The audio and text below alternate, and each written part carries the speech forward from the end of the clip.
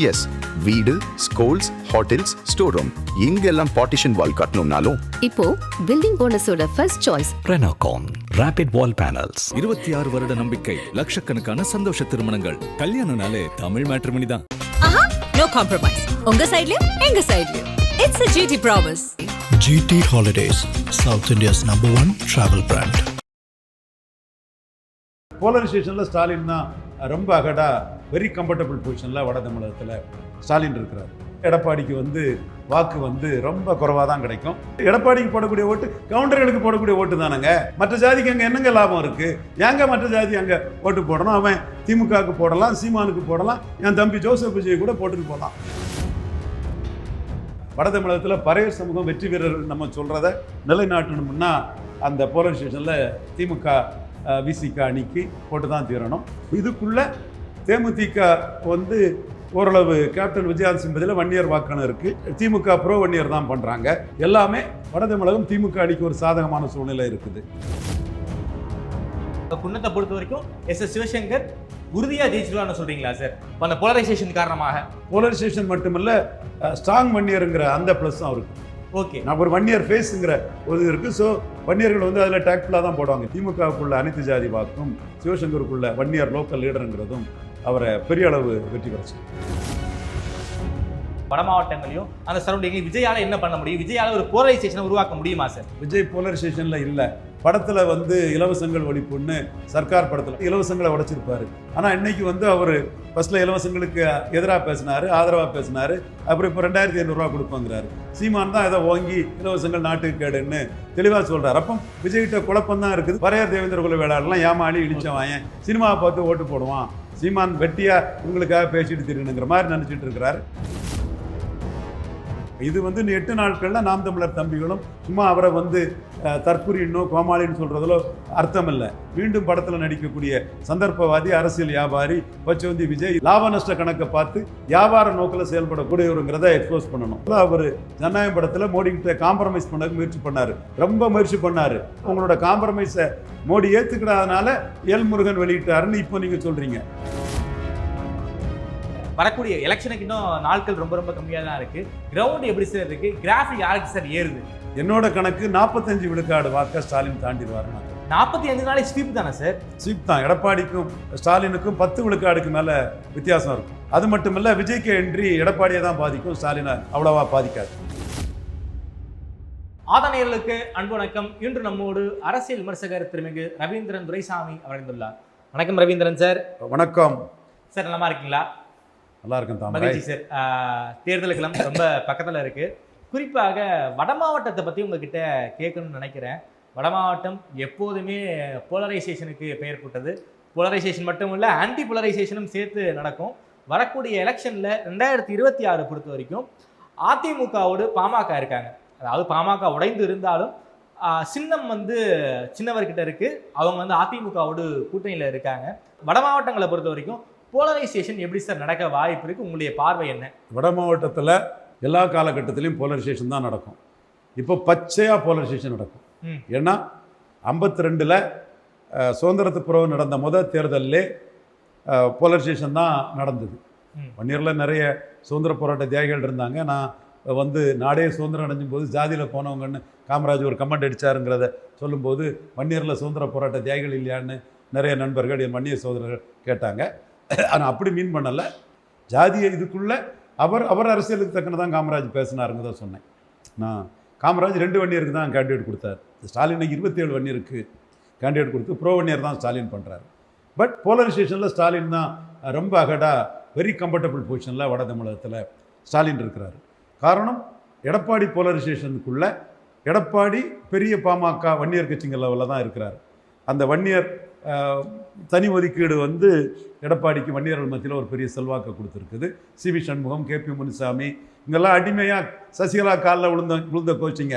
அடிமையாக சசிகலா காலில் விழுந்து கிடந்த சிவி சண்முகம்லாம் இன்றைக்கி பெரிய ஆள் மாதிரி நம்ம மேலே வழக்கு போடக்கூடிய அளவுக்கு திமிரு ஆணவமும் சிவி சண்முகத்துக்கு.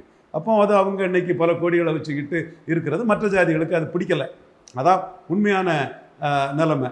ஸோ இந்த கட்சி வன்னியர் கட்சியாக தான் வட தமிழகத்தில் அதிமுக இருக்குது. 100க்கு 100 உண்மை. எம்ஜிஆர் இருக்கும்போது நான் வன்னியர் கட்சியாக தான் இருந்தது. எம்ஜிஆர் வந்து முதலியார், ரெட்டியார், நாயுடு, அந்த இந்து மீனவர், உக்கம் சந்து, ஹீரா சந்து, இப்படி விவி சாமிநாதன் உடையார், நல்ல மனுஷன் அவர், ரொம்ப ஒரு நல்ல மனுஷன் உடையார், விவி சாமிநாதன் உடையார், இப்படி இவங்கள வச்சு முதலியார்கள் இவங்களெல்லாம் லீடராக வச்சுக்கிட்டு தான் அவர் வந்து வட தமிழகத்தில் பறையர் சமூக ஆதரவில் கட்சியை நடத்தினார். ஜெயலலிதாவும் அந்த பாணிக்குள்ளே போனாங்க. அப்புறம் ப்ரோ வன்னியர் பண்ணும்போது இவங்க அடிமையாக இருந்தாங்க. ஓகே, எங்க சசிகலாவுக்கு அடிமையாக இருந்தாருங்க சிவி சண்முகம். இன்னைக்கு என்ன பேச்சு பேசுகிறாரு, என்ன வறுத்து வராரு, மற்ற ஜாதிக்காரன் ஏற்றுக்குவானா? ஸோ இவங்க இது வந்து வன்னியர் கட்சியாக தான் அது இருக்குது. பாமக அன்புமணி மீண்டும் அந்த பாமகவை நிலைநிறுத்தணும்னு உறுதியாக இருக்கிறாரு. அவங்க ஒரு தப்பு பண்ணிட்டாங்க. பிரியலைன்னா 35 சீட்டு வாங்கியிருப்பார் அன்புமணி, அல்லது 10.5 வச்சு தனிச்சுன்னா திருச்சியில் ஒன்றையும் கடலூரில் ஒன்றையும் முத்திரையர்கள்ட்டையும் முக்குலத்தோர்கிட்டையும் திருச்சியில் ஒன்றையும் கடலூரில் ஒன்றையும் சொல்லக்கூடிய எடப்பாடிக்கு ரெட்டை வேஷம் அங்கே வந்து எக்ஸ்போஸ் ஆகிருக்கும். அன்புமணி பின்னாடி தான் திரண்டிருப்பாங்க. உடஞ்சிட்டாப்பில் வேறு வழி இல்லை. அவர் மேஜர் ஃபேக்ஷன் 18 சீட்டும் ஒரு ராஜ்யசபாவும் வாங்கிட்டார். ஸோ பாமகவுக்கு அது வந்து எடப்பாடி பாமகவுக்கு கொஞ்சம் பவர்ஃபுல் கான்ஸ்டியூன்சி கொடுத்துட்டார். ஸோ இப்போ என்ன வரப்போகுதுங்க? போலரைசேஷன் தான் வரப்போகுது. ஸ்டாலின் 27 வன்னியரை போட்டு, காமராஜ் 2 வன்னியர் தான் சீட்டு கொடுத்தாரு. அது வந்து அன்னைக்கு வன்னியர் ஓட்டு அந்நியருக்கு இல்லை, அந்நியர் ஓட்டு வன்னியருக்கு இல்லைனார். காமராஜ் 4 நாடாருக்கு தான் சீட்டு கொடுத்தாரு. அதனால அதெல்லாம் பட் காமராஜோட ஃபர்ஸ்ட் கான்ஸ்டியூஷன் கவர்மெண்ட்டில் தான் வன்னியருக்கு இந்த வளர்ச்சி, முக்குலத்தோருக்கு இந்த வளர்ச்சி, நாடார்களுக்கு 64 மேலே வளர்ச்சி, வெள்ளாள கவுண்டருக்கு 74 மேலே வளர்ச்சி. அதை ஸ்டாலின் பெருந்தன்மையாக காமராஜ் தான் மூலவர், காமராஜால் தான் ஓபிசி வந்து இந்தியாவிலே வளர்ந்தாருங்கிறத முதல் கான்ஸ்டியூஷன் கவர்மெண்ட் காமராஜர்னு சொல்லிட்டாப்புல. ஓகே, அந்த காமராஜர் வந்து பொலிட்டிக்கல் ரெப்ரசன்டேஷனில் வன்னியர்களுக்கு பெரிய இடம் கொடுக்கல. ஸ்டாலின் கொடுக்குறார், பொதுச் செயலாளரே வன்னியர் தான். பட் நான் வன்னியரும் ஸ்டாலின் வந்து கன்சால்டேட் பண்ணுறாரு. இப்போ அவர் நான் வன்னியர் கன்சால்டேஷனுங்கிறது அவர்கிட்ட உள்ள அமைச்சர்கள் அதெல்லாம் வந்து எம்ஜிஆர் பாணியில், காமராஜ் பாணியில். காமராஜ் வந்து வன்னியருக்கு ப்ரிப்பரேஷன் கொடுக்கல, ஸ்டாலின் கொடுக்குறாரு. அந்த இடத்துல ஸ்டாலினை நம்ம கரெக்டான பார்வையில் பார்க்கணும். தேமுதிக கூட்டணி, விசிகா கூட்டணி, காங்கிரஸ் கூட்டணி, கிறிஸ்டின் முஸ்லீம் கன்சால்டேட் ஆயிடுவாங்க. காங்கிரஸ் கூட்டணியில் 240 சீட்டு வந்ததுனால பாஜகவுக்கு நம்ம தொடர்ந்து திமுக காங்கிரஸ் அணியை ஜெயிக்க வச்சா மோடியை தோக்கடிச்சிடலான்னு தான் அவங்க நினைப்பாங்க. விசிகா வட தமிழகத்தில் பறையர் சமூகம் வெற்றி வீரர்கள் நம்ம சொல்கிறத நிலைநாட்டணும்னா அந்த போலரைசேஷனில் திமுக விசிகா அணிக்கு போட்டு தான் தீரணும். தேமுதிகவிலையும் பறையர் சமூகம் இருக்கிறாங்க, வன்னியரும் இருக்காங்க தேமுதிகவில். இப்போ ஏழுமலைன்னு பெண்ணாத்தூர் சைடு வேலு அவர்களோடலாம் பிரச்சாரத்தை போயிட்டுருக்கார். அதான் சொன்னார் ஒரு தம்பி, தேமுதிகவோட யாதவர் சமூக தம்பி, வன்னியர்களே கிராமத்தில் விஜயகாந்த் மேலே பட்டுதலில் வர்றான்றாப்புல. எனிவே அந்த போலரைசேஷன் பாயிண்ட்டுக்குள்ளே இந்த சமூகங்களில் எடப்பாடிக்கு வந்து வாக்கு வந்து ரொம்ப குறைவாக தான் கிடைக்கும். குறிப்பாக வண்ணார் நாவிதர் குயவர், போயர் ஒட்டர், வேட்டுவ கவுண்டர், ஊராளி கவுண்டர், தொட்டிய நாயக்கர், மருத்துவர் மங்களா, முக்குவர் பரதவர், ஆண்டிப்பண்டாரம், ஜங்கம், புதுக்கோட்டை வலையர், இந்த மாதிரிப்பட்ட சமூகங்கள் இதில் போயர் ஒட்டர், வண்ணார் நாவிதர் குயவர்லாம் ஒரு 5-6% இருப்பாங்க. இவங்களும் வந்து எடப்பாடியும் சிவி சண்முகமும் நமக்கு பெரிய அநீதி இழைச்சிட்டாங்க. ரவீந்திர துரைசாமி சொல்படி நமக்காக நம்ம பேரை சொல்லி நம்மளை அங்கீகரிக்கவும் தமிழ் மண்ணிலே தாழ்நிலை நாடார் தொண்டன் தாழ கிடப்பாரை தற்காப்பதே தர்மங்கிற ஐயா வைகுண்டர் வழியில் வந்த ரவீந்திர துரைசாமி ஒருத்தன் தாங்கிறதுல அவங்க எடப்பாடிக்கு எதிர் மனநிலை தான் இந்த சமூகங்கள் இருக்கிறாங்க. இன்னொரு கேள்வியும் வட தமிழகத்துக்குள்ளே இன்னைக்கு வருது. நாங்கள் எங்கள் பிசி பேரவையை அன்பாளன் யாதவ், கிருஷ்ணகாந்தன் யாதவ், உடையார் சங்கம், கஞ்சம் ரெட்டி, கவரா நாயுடு இவங்களெல்லாம் வச்சு நாம் 2009 பாமகவுக்கு எதிராக நாங்கள் பண்ண அந்த களமாடின அந்த சங்கத்தில் உள்ளவங்கலாம் இப்போ எடப்பாடிக்கு எதிராட்டும் ஒரு நிற்கிறாங்க. அவங்க என்ன சொல்கிறாங்கன்னா, எம்பிசியை பிரித்த எடப்பாடி பழனிசாமி ஏன் பிசியை பிரிக்கலைன்னு கேட்குறாங்க. உடையார் கேட்குறாங்க, பிசியில் ஏன் பிரிக்கல? ரவீந்திர துரைசாமி சொல்கிறது சிவி சண்முகத்துக்கும் எடப்பாடிக்கும் தெரியாதா? எவனை காப்பாற்றுறதுக்கு பிசியில் பிரிக்கல? ஏன் முதுகெலும்பு இல்லாமல் பிசியை பிரிக்க தவறிட்டாங்க? ஏன் இந்த ஓரவஞ்சனை, ஏன் இந்த சமூக நீதி சூறையாடல் எடப்பாடியும் சிவி சண்முகம் பண்ணாங்கன்னு யாதவர்கள் கேட்குறாங்க, உடையார்கள் கேட்குறாங்க, அதில் முத்திரையர்கள் கேட்குறாங்க, செங்குந்தர்கள் கேட்குறாங்க. பல பிசியில் உள்ள பல சமூகங்கள் வந்து விஸ்வகர்மாக்கள் கேட்குறாங்க. எடப்பாடி சிவி சண்முகத்தால் நமக்கு நியாயம் கிடைக்கலங்கிறத அவங்க பண்ணுறாங்க. ஸோ இந்த போலரைசேஷன் பாயிண்ட் வந்து பெரிய அளவில் வட தமிழகத்தில் இருக்கும். இதுக்குள்ளே தேமுதிக வந்து ஓரளவு கேப்டன் விஜயகாந்த் சிம்பதியில் வன்னியர் வாக்காளர் இருக்குது. திமுக ப்ரோ வன்னியர் தான் பண்ணுறாங்க. எல்லாமே வட தமிழகம் திமுக அணிக்கு ஒரு சாதகமான சூழ்நிலை இருக்குது. எடப்பாடியை காப்பாற்றுறது அன்புமணி தான். ஓகே, அன்புமணி 10.5 சொல்லி தனிச்சு நின்றுப்பாருன்னா எடப்பாடி நிலைமை ரொம்ப மோசமாக இருக்கும். அவருக்கு அதிர்ஷ்டம் பாமக உடஞ்சிடுச்சு. உடையலைன்னா அவங்க விளையாடி இருப்பாங்க. அன்புமணி வந்து ஒரு பெரிய சக்தியாட்டு வந்திருப்பாப்புல. 23 வாங்கினவர் இன்னைக்கு 18 வாங்கியிருக்காருன்னா அது 5 குறைவு தான். அது பாமக பிளவுனால 5 குறைவுன்னு நினைக்க வேண்டாம். ஒன்றா 35 வாங்கியிருப்பாங்க. ஓகே, அவரும் அதை வச்சு தான் ஏன் பண்ணார். பட் அவர் இப்போ 10.5 பற்றி பேசிட்டார். எடப்பாடிக்கு சவுத்தில் போனா என்ன, போகாத வழி போனா அன்புமணிக்கு என்ன, கூட்டணி வச்சாச்சு, போலரைசேஷன் தான் ஆகும், நம்ம ஸ்டெடியாக நிற்போம். நாளைக்கும் நம்ம அரசியல் பண்ணணும். நாளைக்கும் நம்ம அரசியல் பண்ணோம்னா அந்த வன்னியரை வச்சு 10.5 வச்சு தான் நிற்கணும். எடப்பாடிக்கு வேணால் அது தன்னை காப்பாற்றுறதுக்கு 10.5 வேணும். அடுத்த கட்ட மேலே வர்றதுக்கு 10.5 வந்து ஜாதிவாரி கணக்கெடுத்து தான் 10.5 பாரு. இந்த போலரைசேஷன் யாருக்கு சார் கை கொடுக்கும்? எடப்பாடிக்கு கை கொடுக்குமா இல்லை ஸ்டாலினுக்கு கை கொடுக்குமா? ஸ்டாலினுக்கு பெரிய அளவுக்கு வெற்றியை கொடுக்கும். எப்படி சார் சொல்றீங்க? ஏன்னா லாஸ்ட் எலெக்ஷன்லேயே வந்து அதிமுக என்பது வன்னியர் பிளஸ் கவுண்டர் சேர்ந்ததுனால இந்த வெஸ்ட் பெல்ட்லையும் வட மாவட்டங்களையும் ஓரளவுக்கு இடங்களை ஜெயிச்சாங்க. அது எப்படி சார் ஸ்டாலினுக்கு கை கொடுக்க வாய்ப்புகள் இருக்கு? அதில் வந்து அன்னைக்கு இரட்டை தலைமையாக இருந்தது. ஒரு வேலையில் எடப்பாடியும் ஒரு இலையில் விசுவாசத்துக்கு பெயர் பெற்ற பரதனன்னு ஜெயலலிதாவால் புகழப்பட்ட ஓபிஎஸ் இருந்தாப்புல. நான் அப்போவே சொல்லுவேன், அங்கே லெஸ் தான் டம்மின்னு சொன்னார் ஹரியானாவில் உள்ள சீஃப் மினிஸ்டர். ஓகே, குக்கும் நாராயண் சிங் யாதவ். அவர் சௌதாலாவுக்கு எதிராக போயிட்டார். சுதாகர் நாயக் சரத்பவாருக்கு எதிராக போயிட்டார். மாஞ்சி நிதிஷ்குமாருக்கு எதிராக போயிட்டார். ஆனால் ஜெயலலிதாவுக்கு விசுவாசமாக நின்று பரதன் விசுவாசின்னு அத்தனை அதிமுக தொண்டர்கள் மத்தியிலையும் ஜெயலலிதாவுக்கு பிறகு இவர் தான் வரணும்னு பெயர் எடுத்தவர் ஓபிஎஸ். அவர் 2021 ஒரு இலையில் இருந்தார். அப்போ அது ஒரு பொதுக்களத்தள கட்சியாட்டு இருந்தது.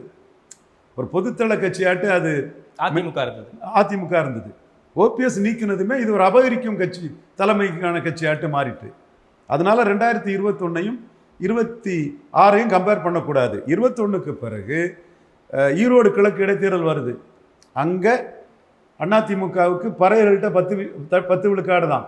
இதனால தான் சிபி சண்முகம் எனக்காக ஒரு கேஸ் போட்டிருக்காரு. சந்திக்கிறேன் கோர்ட்டில். அதெல்லாம் நான் இன்னும் 17ஆம் தேதி வருது, என்னைக்கு வேணாலும் சந்திப்போம். அதில் அருந்ததிகள்கிட்ட 10 விழுக்காடு தான் வாக்கெடுத்தாங்க. செங்குந்தர்கிட்ட 10 விழுக்காடு தான் வாக்கெடுத்தாங்க. நாயுடுகள்கிட்ட 10 விழுக்காடு தான் வாக்கெடுத்தாங்க. இது ஓபிஎஸ்ஸை நீக்கின பிறகு அந்த கட்சியின் தன்மை அப்படியே தலைகீழாக மாறிப்போச்சு 2021க்கு பிறகு. அதுதான் 24 ரிஃப்ளெக்ட் ஆச்சு. நான் சொன்னேன், தூத்துக்குடியில் டெபாசிட் போகும், அந்த பகுதியில் உசிலம்பட்டி முதுகுளத்தூர் பகுதியிலலாம் டெபாசிட் போகும்னா அதே மாதிரி டெபாசிட் போச்சு. அது மட்டும் இல்லை, ஈரோடு கிழக்கில் 24 விழுக்காடு எடுப்பாங்கன்னு சொன்னேன், 25 விழுக்காடு எடுத்தாங்க. இப்போ கட்சியின் தன்மை ஓபிஎஸ் நீக்கத்துக்கு பிறகு 2 ஜாதி கட்சியாட்டு ஆயிட்டு, வன்னியர் கட்சியாட்டும் வெள்ளாள கவுண்டர் கட்சியாட்டும் ஆயிட்டு. இதெல்லாம் சொல்லதுக்கு ஒரு முதுகெலும்பு வேணும், உண்மையை சொல்லக்கூடிய ஒரு தைரியம் வேணும். அது தம்பி சிவி சண்முகம் பார்த்துருக்கிறீங்களா? ஒரு பனைமரத்தை நெடுமை நேராக வளர்ந்துருக்கும்.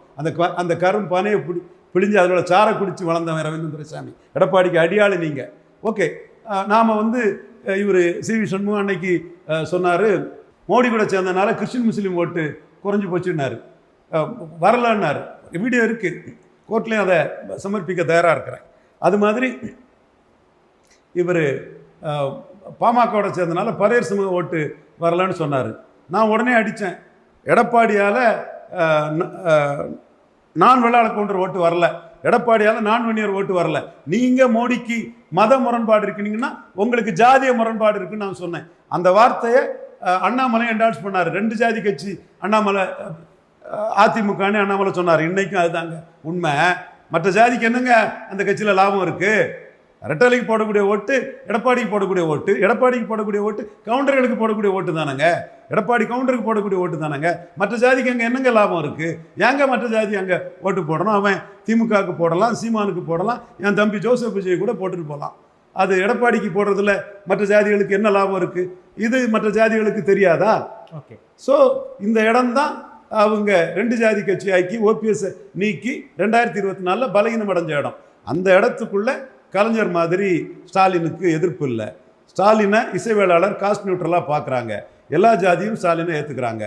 ப்ரோ வெள்ளாள கவுண்டர் தான் ஸ்டாலினும் பண்ணுறாரு, ப்ரோ வன்னியர் தான் பண்ணுறாரு. ஸோ ஸ்டாலின் 71 கலைஞர் மாதிரி கூட பெரிய வெற்றியை பெறுவாருன்னு பன்னூட்டு ராமச்சந்திரன் சொல்கிறாரு. அவர் தேர்ந்த ஒரு சிந்தனையாளர். ஒரு பாண்டியன்னு அனலிஸ்ட், ஒரு கலர் சமூகத்தை சேர்ந்த ஒரு சகோதரர், பொது பார்வையில் பார்க்கக்கூடிய அட்வொகேட் தான், அவரும் சொல்கிறாரு 71 71 மாதிரி பெரிய வெற்றி ஸ்டாலினுக்கு வரும்னு சொல்கிறாரு. என்னோட பார்வையில் வட தமிழகத்தில் ஸ்டாலின் வந்து 80% தொகுதியெல்லாம் தெள்ள தெளிவாக தட்டி தூக்கிடுவாருன்னு என் கணக்கு. அதில் ஒரு சில தொகுதிகளை பற்றி உங்ககிட்ட கேட்கணும்னு நினைக்கிறேன் சார். அதில் குன்னம் தொகுதி போக்குவரத்து துறை அமைச்சர் எஸ் சிவசங்கர் அவர்கள் திமுகவின் சார்பாக போட்டி போடுறாரு. அந்த இடத்துல ஐஜேகே போட்டி போடுறாங்க, அதுவும் இரட்டை இலை சின்னத்தில். குறிப்பாக வேட்பாளர் ஒரு புதிய முகம், சரண்யான பேர். குறிப்பாக குன்னம் களம் எப்படி இருக்கு சார்? சிவசங்கர் அவர்கள் ஈஸியாக ஜெயிப்பதற்கு வாய்ப்புகள் இருக்கா? ஆண்டிமடம் சிவசுப்பிரமணியன் திமுகவில் மிகப்பெரிய விசுவாசி, கலைஞருக்கு ரொம்ப விசுவாசமாக இருந்தவர். நான் ஆண்டிமடம் சிவசுப்பிரமணியத்தை பற்றி நான் பல பேட்டிகளில் பேசியிருப்பேன். ஆண்டிமடம் சிவசுப்பிரமணியத்தை பொறுத்தளவில் அந்த வன்னியர் சங்க காலகட்டத்திலையும் பவர்ஃபுல்லாக நின்று அனைத்து ஜாதிகள், வன்னியர் உட்பட அனைத்து ஜாதிகள் ஆதரவில் திராவிட முன்னேற்ற கழகத்தை கட்டி காத்தவர் அவர் தான். ஸோ திமுகவில் இருந்த வன்னியர்கள் வந்து பவர்ஃபுல் பொதுத்தள தலைவராக இருந்தாங்க. அதில் சிவசுப்பிரமணியம் ஒருத்தர், அவரோட சன் தான் சிவசங்கர். ஸ்டாலினோட லாயலிஸ்டாட்டு, ஸ்டாலினால் ஐடென்டிஃபை பண்ணப்பட்ட ஒருத்தராட்டு அவர் வளர்ந்துட்டு இருக்காரு. ட்ரெடிஷனும் இருக்குது. அது வந்து வன்னியர்கள் நல்ல ஸ்ட்ராங்கான இடம். இவர் வன்னியர் லோக்கல் லீடருங்கிற லெவலில் இருக்கிறாரு. ஓகே, திமுக வன்னியர், உதயசூரிய வன்னியர்னு சொல்லும்போது வன்னியரும் கன்சால்டேட் ஆயிடுவாங்க, அதர் காஸ்ட்டும் போட்டுருவாங்க, சரக்கு முறுக்கு செட்டியார் முறுக்குங்கிற மாதிரி. அதெல்லாம் ஈஸி வின் தொகுதி. Okay sir. அதே போல் அந்த இடத்துல உடையார்கள் கொஞ்சம் அதிகமாக இருக்காங்க, அரியலூர் பக்கம், அதெல்லாம் உங்களுக்கே நல்லா தெரியும். அப்படி இருக்கக்கூடிய சூழல்ல அந்த இடத்துல ஐஜேகே போட்டி போடுறாங்க. அவங்களும் வந்து உடையார் பேக்ரவுண்ட் உள்ளவங்க தான். குறிப்பாக ரெட்டை இலையில போட்டி போடுறாங்க. அது எப்படி சார் அவங்களுக்கு கை கொடுக்கும்? ஏன் குன்னத்தை வந்து ஐஜேகே வாங்கியிருக்காங்க? குன்னத்தில் உடையார்கள் இருக்கிற லெவலில் அவங்க வாங்கியிருக்கலாமா, அல்லது எடப்பாடி தலையில் கட்டினாரான்னு தெரியல. என்னதான் இருந்தாலும் இன்னைக்கு வந்து அம்பாசமுத்திரத்தில் அதிமுக கேண்டிடேட் நல்ல கேண்டிடேட் தான், கடையநல்லூரில் நல்ல கேண்டிடேட் தான். ஆனால் எடப்பாடி முதல்வர்னா முக்குலத்தோர் போடுவானாங்கிறதே கேள்விக்குறியாலாம் இருக்குது. அப்போ அந்த இடத்துக்குள்ள எடப்பாடி ஸ்டாலினில் Stalin caste neutral leader, okay, பெரிய கூட்டணிக்கு தலைவர். அந்த இடத்துக்குள்ளே எடப்பாடி மைனஸ் ஆளாக இருக்கிறாரு.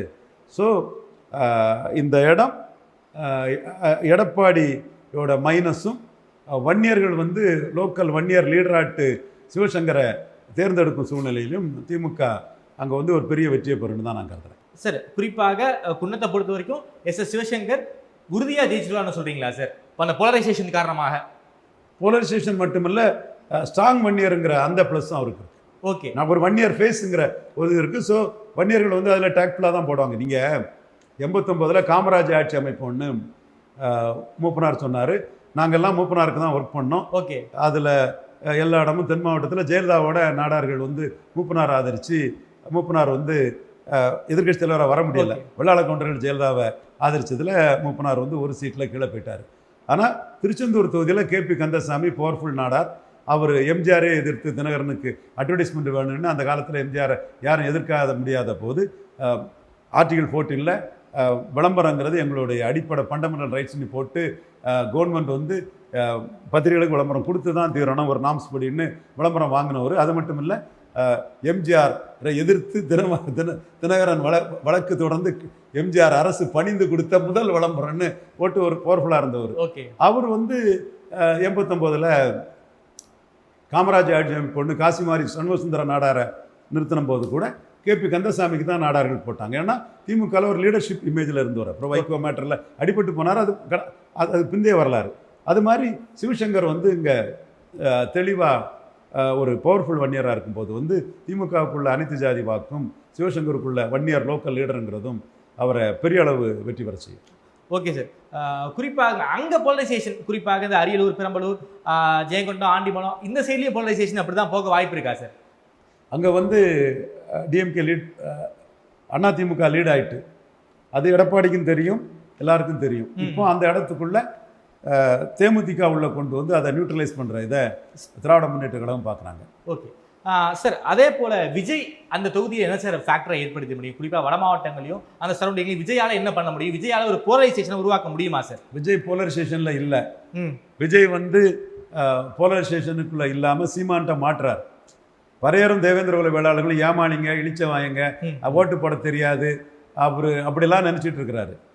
அது இல்லை. நீங்கள் வந்து அருந்ததியர் பிரியாரிட்டி ரிசர்வேஷனை எதிர்த்து தான் சீமான் வந்து 16 விழுக்காடு வாக்கு இங்கே ஈரோடு கிழக்கில் எடுத்தார். ஓகே.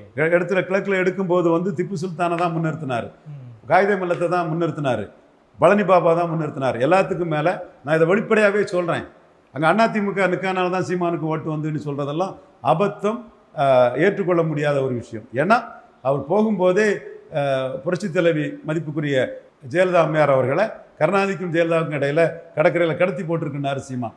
இது பலர் வல்கரா பேசினார்னு கூட கருதுனாங்க. கேசி பழனிசாமி கூட இதுக்கு ஒரு ஒரு கம்ப்ளைண்ட் கொடுத்தாரு கமிஷன் ஆஃபீஸில். ஆமாம், கடற்கரையில் கடத்தி தான் போட்டிருக்குது, என் கடற்கரை அழகை கெடுக்குதுன்னு சொல்லி தான் 16 விழுக்காடு வாக்கு அவர் எடுத்தார். அதிமுக நிற்கலன்னு அவர் சீமான் அந்த ஓட்டை எடுத்தார்னு யாரும் சொல்ல முடியாது. அவர் வந்து எம்ஜிஆர் ஊழல் ஜெயலலிதா ஊழல்னு சொல்லி அதை அடித்து தான் எடுத்தார். அதில் பரையர் தேவேந்திரகுல வேளாளருக்குள்ள அந்த 5 விழுக்காடு அந்த இஷ்யூ அவர் மையமாக எடுத்தார். இதில் அருந்ததியர்கள் 100 விழுக்காடு ஸ்டாலின்ட்ட போலரைஸ் ஆனாங்க, நாயுடுகள் 100 விழுக்காடு ஸ்டாலின்ட்ட போலரைஸ் ஆனாங்க. சீமான் இதை சொல்லி தான் எடுத்தார்.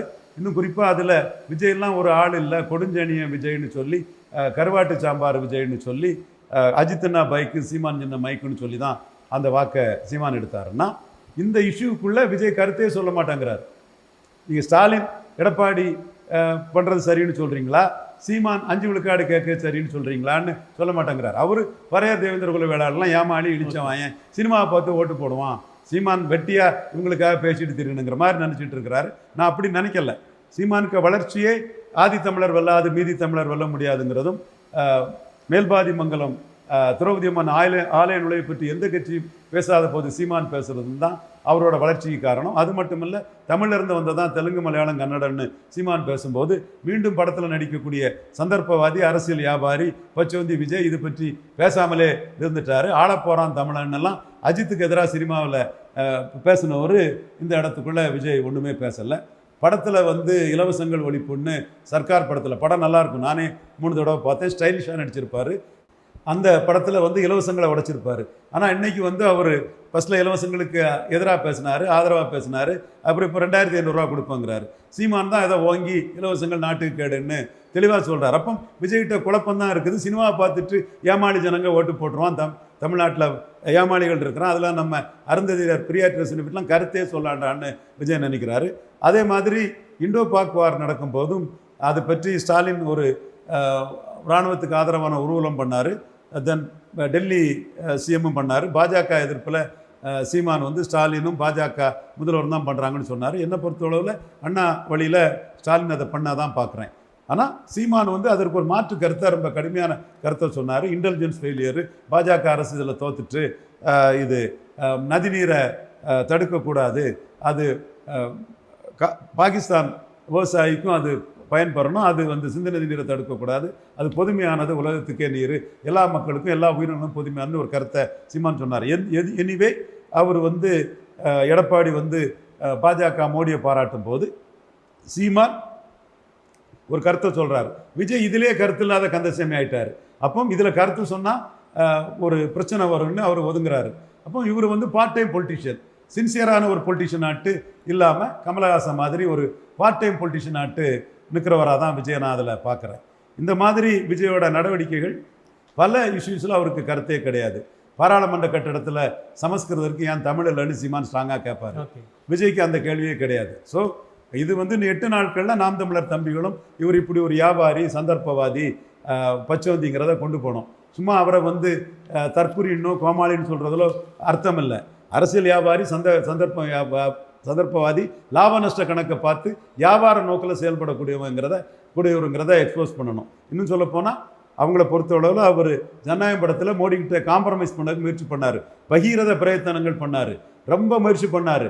அந்த காம்ப்ரமைஸ் முயற்சி பண்ணாததுனால, உங்களோட காம்ப்ரமைஸை மோடி ஏற்றுக்கிடாதனால எல் முருகன் வெளியிட்டாருன்னு இப்போ நீங்கள் சொல்கிறீங்க.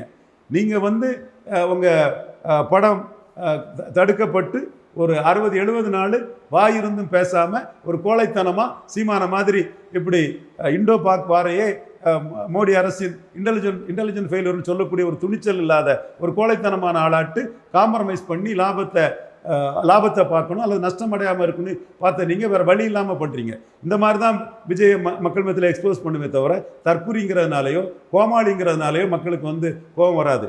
அவர் சந்தர்ப்பவாதி, சுயநலவாதி, கோலத்தனமானவருங்கிறத சீமான் சுத்த வீரன் ஹீரோங்கிறத அவங்க பண்ணணும். இது நாம் தமிழருக்கு இது கோரிக்கையாக வைக்கிறேன். ஓகே சார், விஜய்க்கு பெருசா போலரைசேஷன் ஆகாதுன்னு சொல்ல வரீங்களா சார்? விஜய் போலரைசேஷனில் மாட்டுவார். எப்படி சார் மாட்டுவாரு?